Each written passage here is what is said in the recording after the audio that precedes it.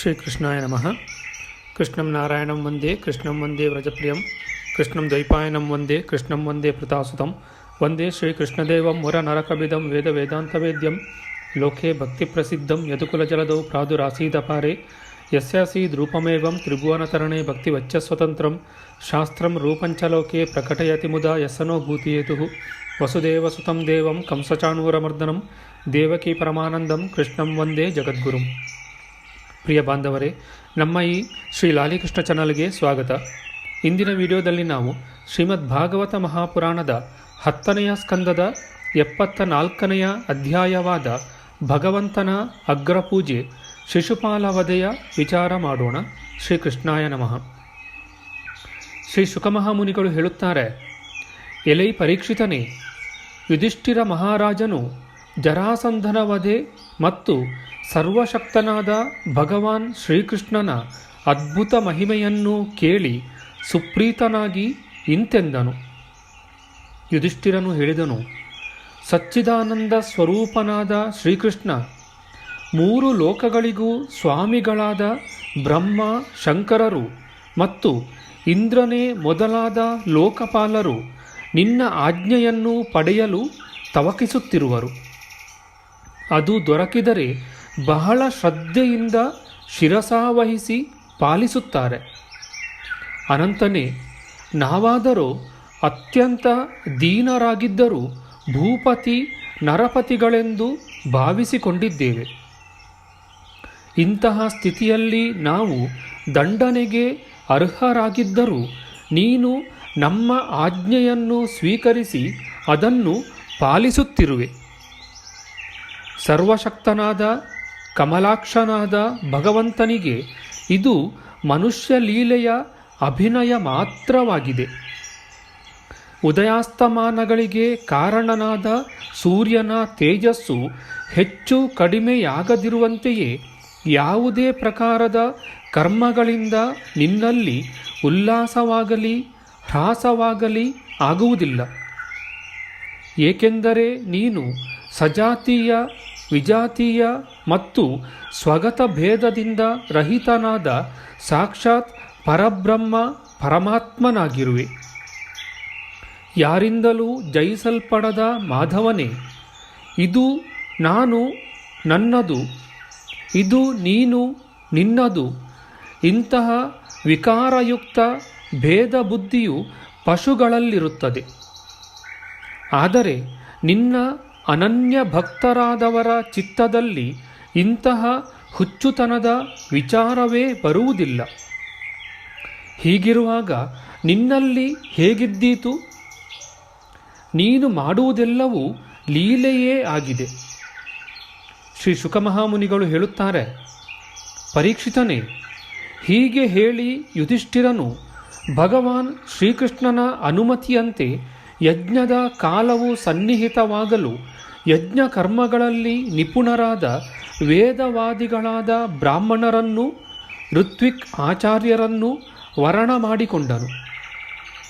ಅವರ ಹೆಸರು ಇಂತಿತ್ತು: ಶ್ರೀಕೃಷ್ಣ ದ್ವೈಪಾಯನ ವ್ಯಾಸರು, ಭಾರದ್ವಾಜ, ಸುಮಂತು, ಗೌತಮ, ಅಸಿತ, ವಸಿಷ್ಠ, ಚ್ಯವನ, ಕಣ್ವ, ಮೈತ್ರೇಯ, ಕವಶ, ತ್ರಿತ, ವಿಶ್ವಾಮಿತ್ರ, ವಾಮದೇವ, ಸುಮತಿ, ಜೈಮಿನಿ, ಕ್ರತು, ಪೈಲ, ಪರಾಶರ, ಗರ್ಗ, ವೈಶಂಪಾಯನ, ಅಥರ್ವಣ, ಕಶ್ಯಪ, ದೌಮ್ಯ, ಪರಶುರಾಮ, ಶುಕ್ರಾಚಾರ್ಯ, ಆಸುರಿ, ವೀತಿಹೋತ್ರ, ಮಧುಚ್ಛಂದಸ, ವೀರಸೇನ ಮತ್ತು ಅಕೃತವ್ರಣ.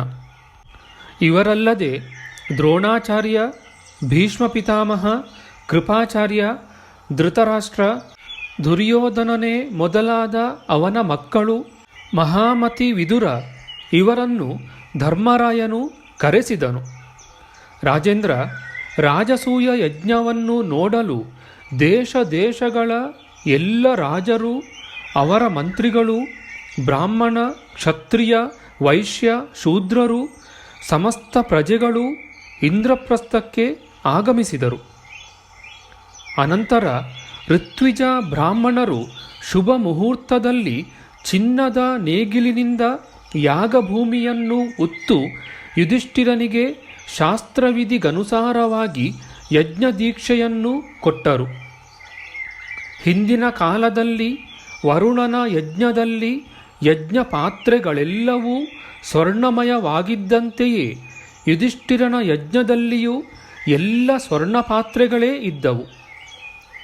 ರಾಜಸೂಯ ಯಜ್ಞಕ್ಕೆ ಯುಧಿಷ್ಠಿರನಿಂದ ಆಹ್ವಾನವನ್ನು ಸ್ವೀಕರಿಸಿದ ಬ್ರಹ್ಮದೇವರು, ರುದ್ರದೇವರು, ಇಂದ್ರಾದಿ ಲೋಕಪಾಲರು ತಮ್ಮ ತಮ್ಮ ಗಣಗಳೊಂದಿಗೆ ಸಿದ್ಧ ಗಂಧರ್ವರು, ವಿದ್ಯಾಧರರು, ನಾಗರು, ಮುನಿಗಳು, ಯಕ್ಷರು, ರಾಕ್ಷಸರು, ಪಕ್ಷಿಗಳು, ಕಿನ್ನರ ಚಾರಣರು, ದೊಡ್ಡ ದೊಡ್ಡ ರಾಜರು, ರಾಜಪತ್ನಿಯರು, ಹೀಗೆ ಇವರೆಲ್ಲರೂ ಆಗಮಿಸಿದರು.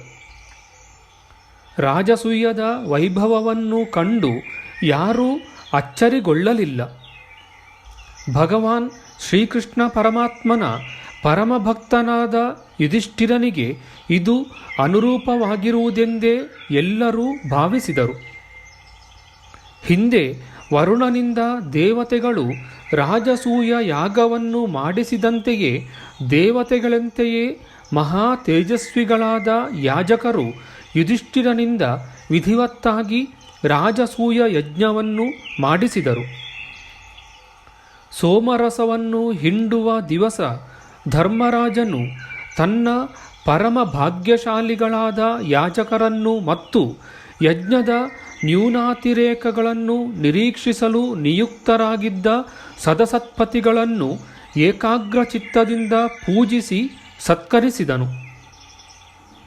ಈಗ ಸಭಾ ಸದಸ್ಯರಲ್ಲಿ ಮೊಟ್ಟ ಮೊದಲಿಗೆ ಯಾರನ್ನು ಪೂಜಿಸಬೇಕು, ಅಗ್ರಪೂಜೆ ಯಾರಿಗೆ ಎಂಬ ವಿಷಯದಲ್ಲಿ ಅಲ್ಲಿ ನೆರೆದ ಸಭಾಸದರು ಚರ್ಚಿಸತೊಡಗಿದರು.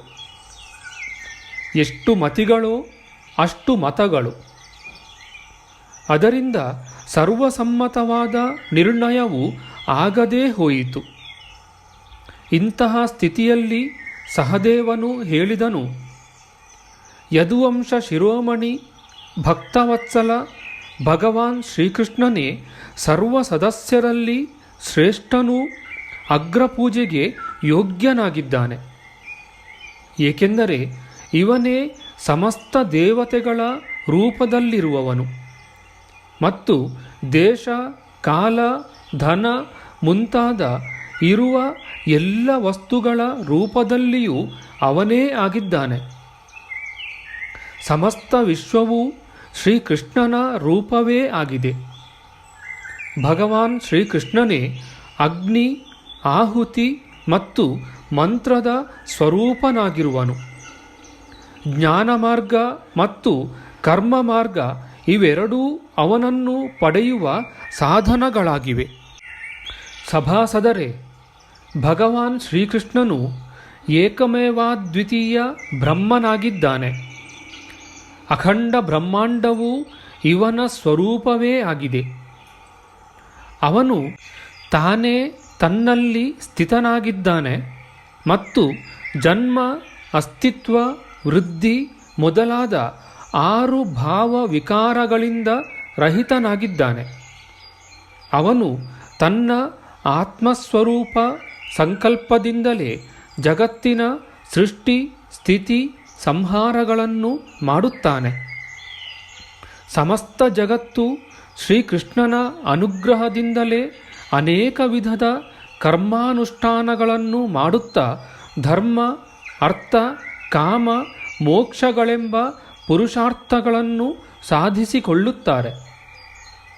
ಅದಕ್ಕಾಗಿ ಸರ್ವಶ್ರೇಷ್ಠನಾದ ಭಗವಾನ್ ಶ್ರೀಕೃಷ್ಣನದೇ ಅಗ್ರಪೂಜೆಯಾಗಬೇಕು. ಇವನನ್ನು ಪೂಜಿಸುವುದರಿಂದ ಸಮಸ್ತ ಪ್ರಾಣಿಗಳ ಹಾಗೂ ತನ್ನಾತ್ಮದ ಪೂಜೆಯೂ ನಡೆದಂತಾಗುತ್ತದೆ.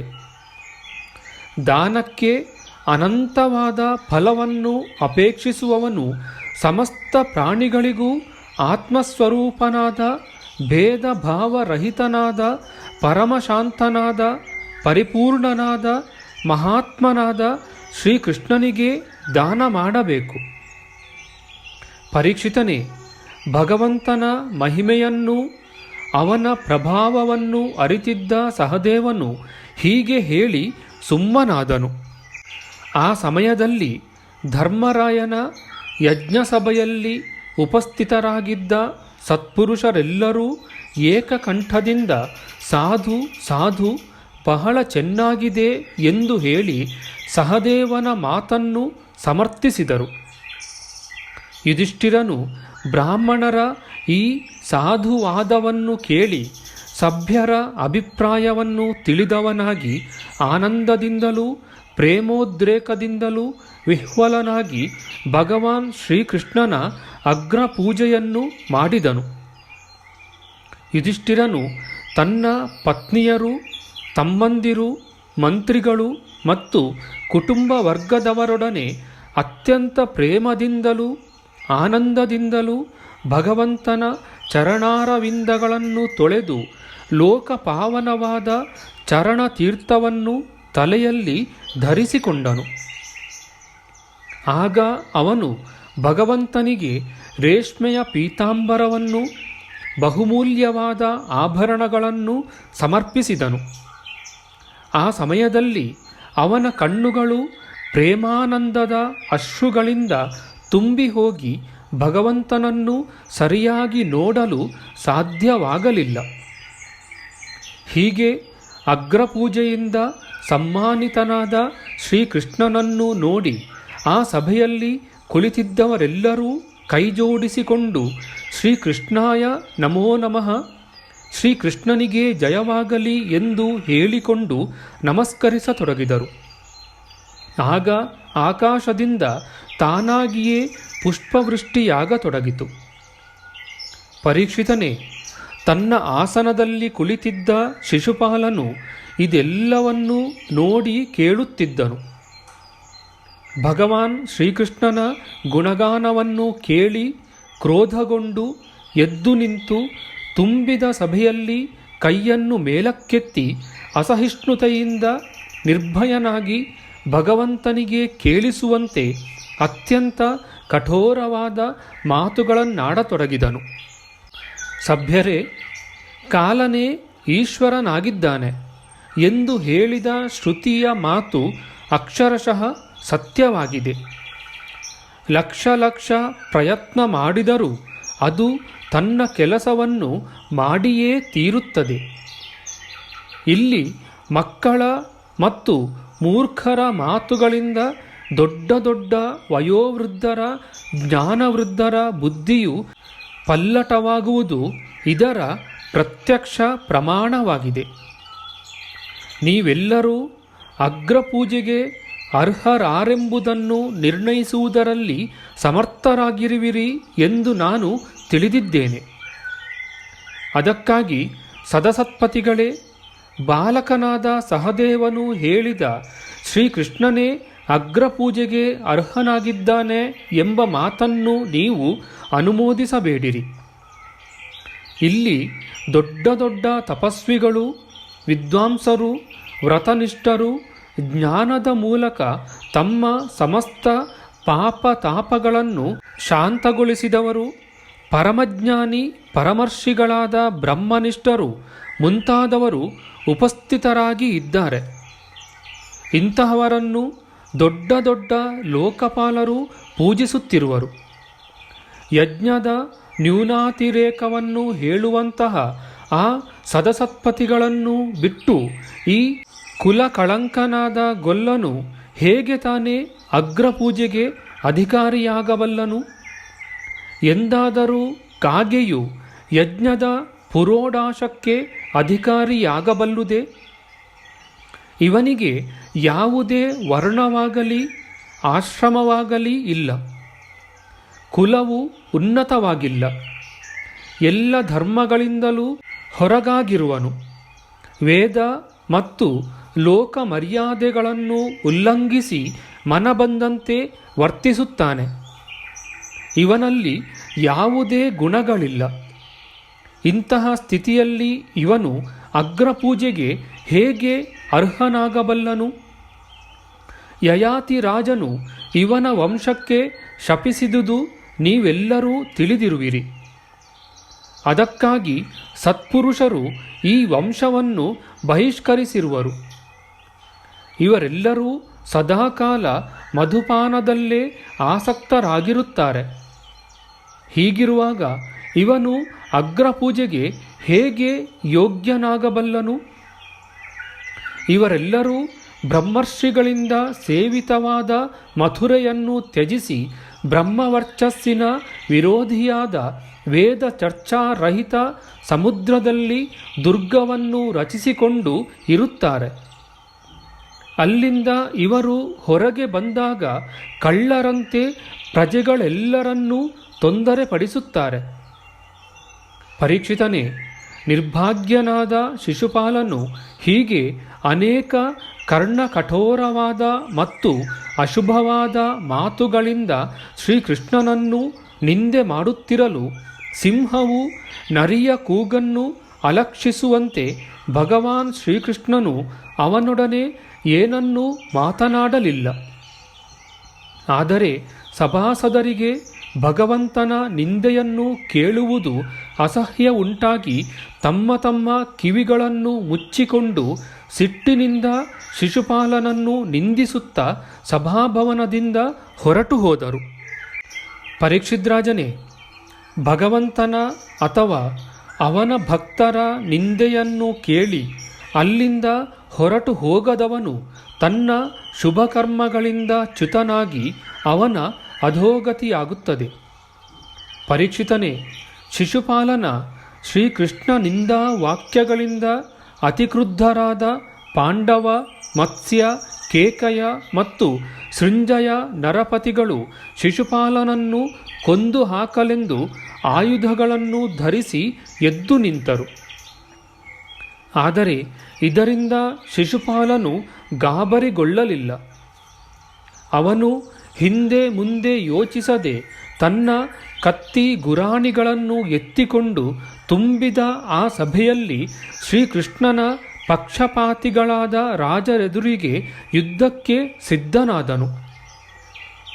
ಅಷ್ಟರಲ್ಲಿ ಭಗವಾನ್ ಶ್ರೀಕೃಷ್ಣನು ಆಸನದಿಂದ ಮೇಲೆದ್ದು ತನ್ನ ಕಡೆಯವರೆಲ್ಲರನ್ನೂ ಹಿಂದಕ್ಕೆ ಸರಿಸಿ ಪರಮ ಕ್ರುದ್ಧನಾಗಿ ಕತ್ತಿಯಂತೆ ಹರಿತವಾದ ಅಲಗಿನಿಂದ ಕೂಡಿದ್ದ ಚಕ್ರದ ಧಾರೆಯಿಂದ ತನ್ನ ಕಡೆಗೆ ನುಗ್ಗಿ ಬರುತ್ತಿದ್ದ ಶಿಶುಪಾಲನ ಶಿರಸ್ಸನ್ನು ಕತ್ತರಿಸಿಬಿಟ್ಟನು. ಶಿಶುಪಾಲನ ಸಂಹಾರವಾದೊಡನೆ ಆ ಸಭೆಯಲ್ಲಿ ದೊಡ್ಡ ಕೋಲಾಹಲ ಉಂಟಾಯಿತು. ಶಿಶುಪಾಲನ ಅನುಯಾಯಿಗಳಾದ ರಾಜರು ಜೀವಿಸಿರಬೇಕೆಂಬ ಆಸೆಯಿಂದ ಅಲ್ಲಿಂದ ಪಲಾಯನ ಮಾಡಿದರು. ಉಲ್ಕೆಯು ಅಂತರಿಕ್ಷದಿಂದ ಭೂಮಿಗೆ ಬೀಳುವಂತೆ ಸಮಸ್ತರು ನೋಡುತ್ತಿರುವಂತೆ ಶಿಶುಪಾಲನ ಶರೀರದಿಂದ ಹೊರಟ ಅವನ ಜೀವಜ್ಯೋತಿಯು ಭಗವಾನ್ ಶ್ರೀಕೃಷ್ಣನಲ್ಲಿ ಸೇರಿಹೋಯಿತು. ಪರೀಕ್ಷಿತನೇ, ಶಿಶುಪಾಲನ ಅಂತಃಕರಣದಲ್ಲಿ 3 ಜನ್ಮಗಳಿಂದಲೂ ಒಂದೇ ಸಮನೆ ವೈರಭಾವವು ಬೆಳೆಯುತ್ತಲೇ ಇತ್ತು. ಹೀಗೆ ವೈರಭಾವದಿಂದಲೇ ಆಗಲಿ ಅವನು ಶ್ರೀಕೃಷ್ಣನನ್ನು ಸದಾ ಧ್ಯಾನಿಸುತ್ತಲೇ ಇದ್ದನು. ಈ ಕಾರಣದಿಂದಲೇ ಅವನು ವಿಷ್ಣುವಿನ ಪಾರ್ಷದರಲ್ಲಿ ಸೇರಿ ಹೋದನು. ಮರಣಾನಂತರ ದೊರೆಯುವ ಗತಿಗೆ ಭಾವವೇ ಕಾರಣವಾಗುತ್ತದೆ. ಶಿಶುಪಾಲನಿಗೆ ಸದ್ಗತಿಯುಂಟಾದ ಬಳಿಕ ಚಕ್ರವರ್ತಿ ಧರ್ಮರಾಜ ಯುಧಿಷ್ಠಿರನು ಆಚಾರ್ಯರಿಗೂ ಮತ್ತು ಋತ್ವಿಜರಿಗೂ ಹೇರಳವಾದ ದಕ್ಷಿಣೆಯನ್ನು ಕೊಟ್ಟು ಸತ್ಕರಿಸಿ ವಿಧಿಪೂರ್ವಕವಾಗಿ ಯಜ್ಞಾಂತ್ಯದ ಅವಭೃತ ಸ್ನಾನ ಮಾಡಿದನು. ಪರೀಕ್ಷಿತನೇ, ಈ ಪ್ರಕಾರವಾಗಿ ಯೋಗೇಶ್ವರ ಭಗವಾನ್ ಶ್ರೀಕೃಷ್ಣನು ಯುಧಿಷ್ಠಿರನ ರಾಜಸೂಯ ಯಜ್ಞವನ್ನು ಪೂರ್ಣಗೊಳಿಸಿಕೊಟ್ಟು ತನ್ನ ನೆಂಟರಿಷ್ಟರ ಮತ್ತು ಸುಹೃದರ ಆಗ್ರಹದಿಂದ ಕೆಲವು ತಿಂಗಳುಗಳವರೆಗೆ ಅಲ್ಲೇ ಇದ್ದನು.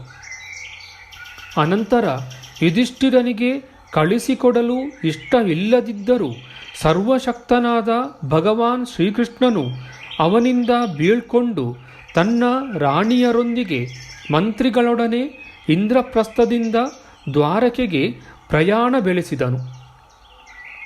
ಪರೀಕ್ಷಿತನೇ, ವೈಕುಂಠವಾಸಿಗಳಾದ ಜಯವಿಜಯರು ಸನಕಾದಿಗಳ ಶಾಪದಿಂದ ಪುನಃ ಪುನಃ ಹುಟ್ಟಬೇಕಾಗಿ ಬಂದ ಉಪಾಖ್ಯಾನವನ್ನು ನಾನು ಹಿಂದೆ ಸಪ್ತಮ ಸ್ಕಂದದಲ್ಲಿ ನಿನಗೆ ವಿಸ್ತಾರವಾಗಿ ಹೇಳಿಬಿಟ್ಟಿದ್ದೇನೆ.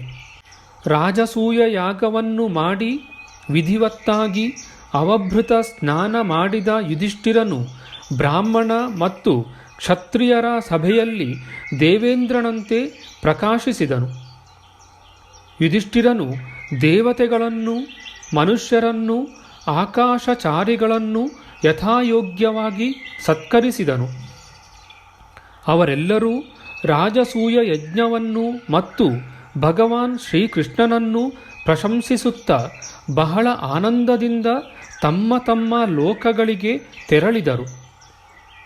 ಪರೀಕ್ಷಿತನೇ, ಎಲ್ಲರೂ ಸಂತೋಷಗೊಂಡರು. ಆದರೆ ದುರ್ಯೋಧನನಿಗೆ ಪಾಂಡವರ ಈ ಉಜ್ವಲ ರಾಜ್ಯಲಕ್ಷ್ಮಿಯ ಉತ್ಕರ್ಷವು ಸಹಿಸದಾಯಿತು. ಏಕೆಂದರೆ ಅವನು ಸ್ವಭಾವದಿಂದಲೇ ಪಾಪಿಯೂ ಕಲಹಪ್ರಿಯನೂ ಮತ್ತು ಕುರುಕುಲವನ್ನು ನಾಶಗೊಳಿಸುವಂತಹ ಒಂದು ರೋಗವೇ ಆಗಿದ್ದನು. ಪರೀಕ್ಷಿತನೇ, ಭಗವಾನ್ ಶ್ರೀಕೃಷ್ಣನ ಶಿಶುಪಾಲವಧೆ, ಜರಾಸಂಧವಧೆ, ಸೆರೆಯಾಳಾದ ರಾಜರ ಬಿಡುಗಡೆ, ಯಜ್ಞಾನುಷ್ಠಾನ ಮೊದಲಾದ ಈ ಲೀಲೆಗಳನ್ನು ಕೀರ್ತನೆ ಮಾಡುವವನು ಸಮಸ್ತ ಪಾಪಗಳಿಂದ ಮುಕ್ತನಾಗಿ ಹೋಗುವನು. ಇತಿ ಶ್ರೀಮದ್ಭಾಗವತೆ ಮಹಾಪುರಾಣೆ ಪಾರಮಹಂಸ್ಯಾಂ ಸಂಹಿತಾಯಾಂ ದಶಮಸ್ಕಂದೆ ಉತ್ತರಾರ್ಧೆ ಶಿಶುಪಾಲವಧೋ ನಾಮ ಚತುಸ್ಸಪ್ತತಿತಮೋಧ್ಯಾಯ. ನಮ್ಮ ಮುಂದಿನ ವಿಡಿಯೋದಲ್ಲಿ ನಾವು ಶ್ರೀಮದ್ಭಾಗವತ ಮಹಾಪುರಾಣದ 10ನೆಯ ಸ್ಕಂದದ 75ನೆಯ ಅಧ್ಯಾಯವಾದ ರಾಜಸೂಯ ಯಜ್ಞದ ಪರಿಸಮಾಪ್ತಿ, ದುರ್ಯೋಧನನಿಗಾದ ಅವಮಾನದ ವಿಚಾರ ಮಾಡೋಣ. ಆಧ್ಯಾತ್ಮಿಕ ಚರ್ಚೆ ಮತ್ತು ವಿಚಾರ ವಿನಿಮಯಕ್ಕಾಗಿ ಶುರು ಮಾಡಿದ ಈ ಚಾನಲ್ನಲ್ಲಿ ನಾವು ಅಪ್ಲೋಡ್ ಮಾಡುವ ಎಲ್ಲ ವಿಡಿಯೋಗಳನ್ನು ಸಂಪೂರ್ಣವಾಗಿ ನೋಡಿ ನಿಮ್ಮ ಸಲಹೆಗಳನ್ನು ಕಮೆಂಟ್ ಬಾಕ್ಸ್ನಲ್ಲಿ ಬರೆಯಿರಿ. ದಯವಿಟ್ಟು ಈ ಚಾನಲ್ಗೆ ಸಬ್ಸ್ಕ್ರೈಬ್ ಮಾಡಿ ಹಾಗೂ ಬೆಲ್ ಬಟನನ್ನು ಒತ್ತಿ ನಾವು ಹಾಕುವ ಎಲ್ಲ ವಿಡಿಯೋಗಳನ್ನು ನೋಡಿ ಪ್ರೋತ್ಸಾಹಿಸಿ. ಕೃಷ್ಣಂ ನಾರಾಯಣಂ ವಂದೇ, ಕೃಷ್ಣಂ ವಂದೇ ವ್ರಜಪ್ರಿಯಂ, ಕೃಷ್ಣಂ ದ್ವೈಪಾಯನಂ ವಂದೇ, ಕೃಷ್ಣಂ ವಂದೇ ಪೃಥಾಸುತಂ. ಶ್ರೀಕೃಷ್ಣಾಯ ನಮಃ.